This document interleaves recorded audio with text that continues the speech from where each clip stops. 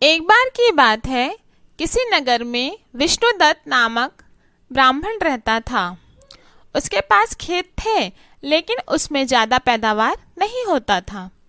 एक दिन विष्णुदत्त अपने खेत में पेड़ के नीचे सोया हुआ था। जैसे ही उसकी आंख खुलती है, वह देखता है कि उसके सामने एक सांप फन फैलाए बैठा हुआ है। विष्णुदत्त को एहसास हुआ कि यह कोई साधारण सांप नहीं है, बल्कि कोई देव है। विष्णुदत्त ने निर्णय लिया कि वह आज से इस देवता की पूजा करेगा। विष्णुदत्त उठा और कहीं से जाकर दूध ले आया। उसने मिट्टी के बर्तन में सांप को दूध पिलाया। दूध पिलाते समय विष्णुदत्त ने सांप से क्षमा मांगते हुए कहा कि हे देव, मैं आज तक आपको पहचान नहीं पाया, आप मुझे माफ़ कर दीजिए। आपकी कृपा दृष्टि से मुझे बहुत सारा धन धान्य प्रदान करें। ऐसा कहकर विष्णुदत्त अपने घर वापस चला गया।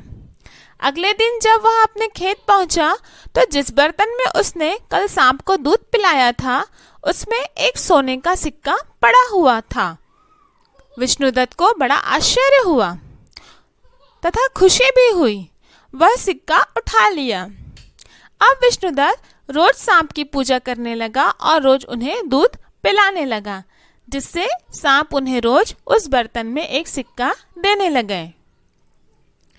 कुछ दिनों के बाद विष्णुदत्त को किसी काम से दूर देश जाना पड़ा, तो वह अपने बेटे को यह कहकर जाता है कि वह रोज जाकर सांप को दूध पिला दिया करे। विष्णुदत्त का बेटा अपने पिता की आज्ञा मानकर सांप को दूध पिलाने के लिए अगले दिन खेत में जाता है।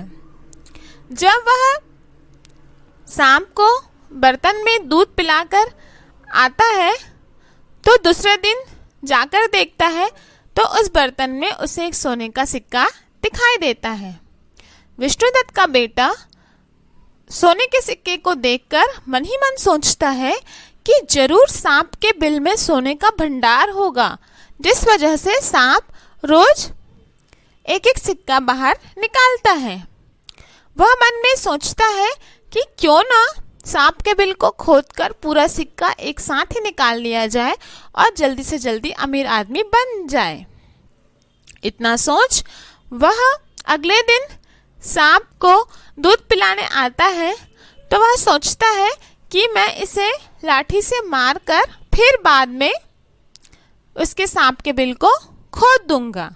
अगर मैंने ऐसा नहीं किया तो हो सकता है कि सांप मुझे पहले डस ले, उससे अच्छा है कि पहले इसे मार दिया जाए। यह सोचकर विष्णुदत्त का लड़का दूसरे दिन जब सांप को दूध पिलाने के लिए आता है और जब सांप दूध पीता रहता है, तो वह लाठी से उस पर वार कर देता है। लेकिन यह क्या, सांप मरता नहीं, बल्कि वह उस पर बहुत क्रोधित हो जाता है और क्रोध की वजह से वह लड़के के पैर को डंक मार देता है, जिससे लड़के की वहीं पे मौत हो जाती है। जब विष्णुदत्त वापस आता है, तो यह सब बात जानकर वह बहुत दुखी होता है, लेकिन हाथ में कुछ नहीं रहता, सब कुछ खत्म हो जाया होता है।